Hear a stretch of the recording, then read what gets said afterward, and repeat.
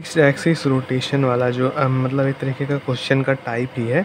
इसमें क्या होता है, कुछ नहीं होता है। बेसिकली जो भी एक्सिस, जिस भी एक्सिस के अलोंग रोटेशन होना है, ठीक है। जैसे ये बॉडी है तो इसमें यहाँ इस एक्सिस के अलोंग होगा, ये एक्सिस फिक्स्ड है। अब जो हो इसमें क्या है, सबसे पहले इसको स्टेप में सोचना होता है। सबसे पहले क्या, कि जब रोटेशन हो रहा है तो टॉर्क आएगा। अब जब टॉर्क आएगा तो टॉर्क का दो formula, r perpendicular into F, साथ ही साथ आई इंटू एल्फ़ा। ये दो फार्मूला जो है हर क्वेश्चन में लग रहा है टॉर्क का। अब इसकी थिंकिंग क्या है, मतलब कैसे सोचना है। अब जैसे ये क्वेश्चन ही ले लो, ये फिक्स है, यहाँ पे गोल चक्कर ऐसे है और ये धागा खींचेंगे तो गोल चक्कर भी घूमेगा, ठीक है। तो मतलब एक्सिस फिक्स्ड है और वो गोल गोल घूम रहा है। जब यही एक्सिस अनफिक्स्ड हो जाती है तो वो कंबाइंड रोटेशनल एंड ट्रांसलेशन में चला जाता है। तो यहाँ पे क्या है कि हाँ, थिंकिंग की बात हो रही थी।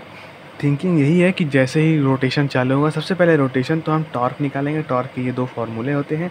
अब उसके बाद जो भी पूछेगा, अल्फ़ा पूछेगा या फिर एक्सेलरेशन पूछेगा, जो भी पूछेगा उसको क्वेश्चन में देखेंगे। यहाँ पे कुछ नहीं पूछा था, यहाँ बस टॉर्क निकालने को बोला। और ये जो एंगुलर एक्सेलरेशन है, मतलब rate of change of angle, that is ये थीटा कितना तेज़ चेंज हो रहा है, वो पूछा था। तो यहाँ तो ये ठीक है, डायरेक्ट हो गया है। फिर एक क्वेश्चन आता है ये वाला।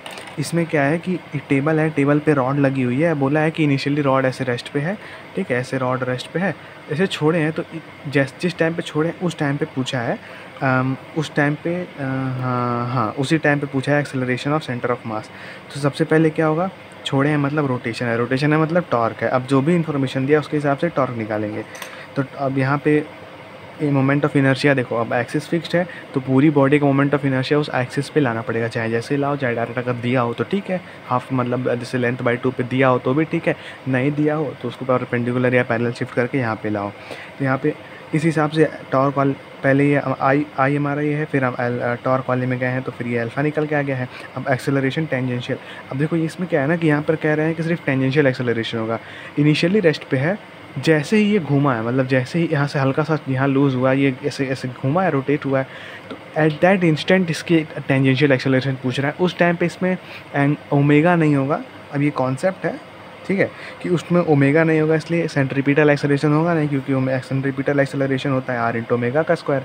तो सेंट्रीपिटल एक्सेलरेशन नहीं है, इसीलिए उस टाइम पे, इस क्वेश्चन में तो उस टाइम पे पर्टिकुलरली क्योंकि ये रेस्ट पे था तो नेट एक्सेलरेशन जो है वो हो गया। लेकिन इसी क्वेश्चन को अगर हम ऐसे कर लें कि भैया ये 30 डिग्री नीचे आ गया है, मतलब इनिशियली रेस्ट पे था और अब 30 डिग्री नीचे आ गया है। अब इस पॉइंट पे हम बात करें तो यहाँ पे सेंटर ऑफ मास की अगर हम बात करें कि एक्सेलरेशन निकालो, तो अब देखो क्या है, सबसे यहाँ लाइन है, यहाँ से हर पॉइंट का ये है ना, अगर मान लो ये सर्कुलर मोशन में है तो हर पॉइंट का एंगुलर एक्सेलरेशन हर पॉइंट का सेम होता है, लेकिन टेंजेंशियल एक्सेलरेशन उसका आर के बराबर होता है। तो देखो ना, इससे मतलब angular acceleration into the radius, मतलब कितने इस दूरी से कितनी दूरी है, वो होता है टेंजेंशियल एक्सेलरेशन। तो टेंजेंशियल एक्सेलरेशन अलग हो जाएगा। और यहाँ पर सेंटर ऑफ मास का हर एक पार्टिकल की बात हो रही थी कि हर एक पार्टिकल का वो दोनों एंगुलर और टेंजेंशियल एक्सेलरेशन अलग होता है। तो सेंटर ऑफ मास भी एक पॉइंट ही है, तो सेंटर ऑफ मास का भी एंगुलर और क्या बोलते हैं, क्या भैया, एंगुलर और ये टेंजेंशियल एक्सेलरेशन अलग अलग निकालना पड़ेगा। तो एंगुलर एक्सेलरेशन के लिए जो कि होता है नहीं सॉरी, सेंट्रीपिटल और टेंजेंशियल अलग होगा। तो centripetal acceleration r omega square होता है। ओमेगा दिया नहीं है, ओमेगा कैसे फाइंड होगा, ओमेगा मतलब वेलोसिटी, वेलोसिटी का भी फाइंड करना हो, स्प्रिंग फोर्स फाइंड करना हो, वर्क डन फाइंड करना हो तो वर्क एनर्जी थ्योरम। रोटेशनल में हम ये लगाते हैं, याद रखने के लिए, पता है कि हाँ काइनेटिक में हाफ एम वी स्क्वायर होता है, तो रोटेशन में यही होगा। तो यहाँ से जो भी डेटा दिवन है उसके हिसाब से हम ओमेगा फाइंड कर लिए हैं। अब ओमेगा फाइंड कर लिए हैं तो ये क्वेश्चन में नहीं था इसलिए अजीब सा ये है, लेकिन अल्टीमेट जो ट्रूथ है वो यही है कि जब किसी भी पार्टिकल पे नेट एक्सेलरेशन रोटेशन मोशन में पूछे तो नेट एक्सेलरेशन होता है acceleration tangential plus acceleration of centripetal. अब ये क्वेश्चन है कि भैया ऐसे है थीटा डिग्री पे, और इसमें पता नहीं क्या पूछा है। क्वेश्चन जो भी है, मतलब कॉन्सेप्ट सब चीज़ सेम है कि torque is equal to I R होता, मतलब टी आर से T is equal to I, ये याद करना, टी आर ए मतलब अल्फ़ा हो जाता है, ठीक है, ये वाला अल्फ़ा हो जाता है। इसमें भी वही चीज़ है कि सेंट्रीपिटल प्लस एक्सेलरेशन वाला ही लगेगा। बाकी ओमेगा जब भी फाइंड करना हो तो वर्क डन निकालेंगे। वर्क डन का है, ग्रेविटी का वर्क डन होगा, क्योंकि जब ऐसे बॉडी रिलीज़ हो रही है तो ग्रेविटी इसको नीचे लग रही है। अगर मैं इस पॉइंट की बात कर लूँ तो यहाँ पोटेंशियल एनर्जी थी, अब ये वाला पॉइंट थोड़ा नीचे आएगा तो वो उस समय यहाँ था और इस समय यहाँ है, तो ये जितनी एच में डिस्प्लेसमेंट होगा उसके हिसाब से यहाँ पर वर्क एनर्जी थ्योरम लगाते हैं। अब यहाँ पर ये क्वेश्चन भी आसान है, ये मैं कर लिया था, ये वाला डम्बी डिम्मी क्या होता है जो भी था, DBMY डन बाई मी यार सेल्फ, हाँ ये वाला था, खुद से कर लिया था रिवाइज़ करने के बाद। तो हर एक चैप्टर का हर एक डेली रिवाइज़ करो, ठीक है।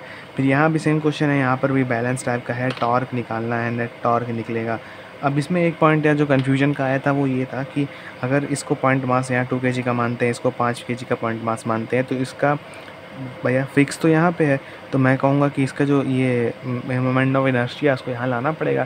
देखो लाना नहीं पड़ेगा, अगर ये मास होता, जैसे दिया होता कि हाँ स्क्वायर ब्लॉक, तब स्क्वायर ब्लॉक का पहले बीच से निकालते फिर परपेंडिकुलर शिफ्ट मारते, बट यहाँ ऐसा दिया नहीं है। यहाँ क्या दिया है भैया, मास दिया है, फिर आप उसको पॉइंट मास मान के डिस्क्रीट मान लो, तो पॉइंट मास का जो होता है वो mr² होता है, तो मास इंटू ये वाला रेडियस का स्क्वायर, mr², और ये जो है ये बीच वाले का इसका ये जो पॉइंट है रॉड का बीच से जब पकड़ते हैं यहाँ पे, तो 1/12 ml² होता है, ठीक है। और फिर बस कैलकुलेशन है। अब यहाँ पर क्या है कि रिलीज़ के बाद की ही एक्सेलरेशन वगैरह पूछा है, तो मतलब अल्टीमेट पता चल गया कि हाँ इधर गया। अब इसमें हाँ नहीं यहाँ है, तो इसमें मतलब वही एक्सेलरेशन निकला, टेंशन निकला, फिर ये थोड़ा सा हल्का सा न्यूटन्स लॉ ऑफ मोशन का कैलकुलेशन है। फिर एक क्वेश्चन है सिक्का वाला कि ऐसी ये रॉड है ऐसे ऐसे हॉरिजॉन्टल मोड में, अब यहाँ सिक्का ऐसे लगा हुआ है, इसको ऐसे इमेजिन करो, ये सिक्का लगा हुआ है और ये घर ऐसे ऐसे घूम रहा है गोल गोल गोल गोल, और इसका ये दे रखा है रोटेशंस पर सेकंड, यानी कि फ्रीक्वेंसी दे रखा है 25। तो फ्रीक्वेंसी देने का क्या मतलब है, कुछ भी देगा तो उसका मतलब ये है कि कुछ ना कुछ डेटा उससे निकल के आ रहा होगा। तो यहाँ फ्रीक्वेंसी जो दिया हुआ है उससे ये निकल के आ रहा है कि भैया टाइम पीरियड होता है 2πf, एफ होता है ये, तो ऐसे ओमेगा निकालना है। ओमेगा निकला, ओमेगा निकलते आप फिर काइनेमेटिक्स की इक्वेशन लगाओ। और यहाँ देखो कई बार क्वेश्चन में डायरेक्ट नहीं देगा कि हाँ अब काइनेमेटिक्स की इक्वेशन कब लगती है, जब ये हमारा जब कहाँ भी हो अल्फ़ा जब कांस्टेंट होता है, तो अल्फ़ा कांस्टेंट कहीं तो डायरेक्ट दिया नहीं है, लेकिन यहाँ जो दिया है कि कांस्टेंट टॉर्क डेट विल, अच्छा कांस्टेंट टॉर्क ही लग रहा है यहाँ पर, ठीक है। और एक पीछे भी एक क्वेश्चन था जहाँ पर ऐसे फोर्स उसके हमेशा परपेंडिकुलर लग रहा था, और वो फोर्स कांस्टेंट फोर्स था। फोर्स कांस्टेंट मतलब एक्सेलरेशन कांस्टेंट, मास कांस्टेंट। यहाँ भी टॉर्क मतलब क्या होता है, टॉर्क टू I/A होता है या फिर R/F परपेंडिकुलर होता है। तो टॉर्क की अगर कांस्टेंट है तो I भी कांस्टेंट, A भी कांस्टेंट, मतलब एक्सेलरेशन कांस्टेंट हो गया। A नहीं है भैया, ये अल्फ़ा है, मतलब टॉर्क कांस्टेंट, I तो हमारा होता ही कांस्टेंट है, अल्फ़ा भी हमारा कांस्टेंट हो गया, ठीक है। बस इसमें ये था। एंड अगला है पुली ब्लॉक सिस्टम ऐसे करके कुछ, ठीक है।